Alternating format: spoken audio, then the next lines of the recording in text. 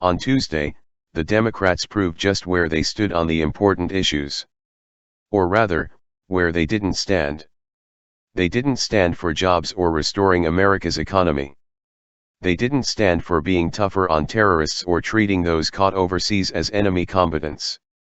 They didn't stand for the Islamic State group being decimated by our forces. They didn't stand for making health care cheaper or more accessible for Americans who have seen their options dwindle thanks to the disaster that has been Obamacare. They didn't stand for enforcing America's immigration laws. They didn't stand for respecting the anthem. In fact, many of them didn't even stand when there was a call for unity, which says a lot, doesn't it? Apparently, the Democrats will sit down and look forlorn over almost anything, no matter how good it may be for America. Instead, they showed up to pout, and pout they did. This misbehavior didn't escape the attention of President Trump, even as he was giving his speech.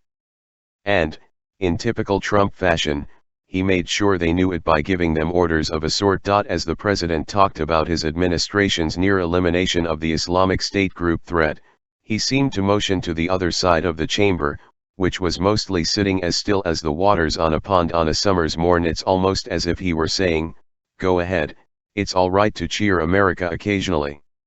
In fact, if it weren't for a relatively packed speech from Trump which focused on several major initiatives at home and abroad, including on immigration, terrorism, and the economy, the decision of Democrats not to applaud for even the most innocuous statements may have been the major news to come out of Tuesday's speech. Of course, the media will never cover this like they did under Obama, where anything less than rapturous applause was viewed as unpatriotic and possibly racist.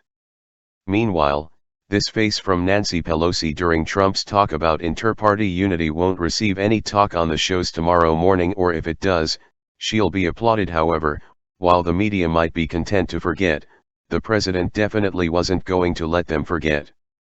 And he did it all in his own inimitably Trumpian way. A president shouldn't have to order American politicians from any party to cheer the country's successes, but that's where we are, and that's what Trump did. It was a truly awesome cherry on top of a speech that should have had every conservative in America, no matter what their feelings on Trump himself, standing up and applauding in their living rooms.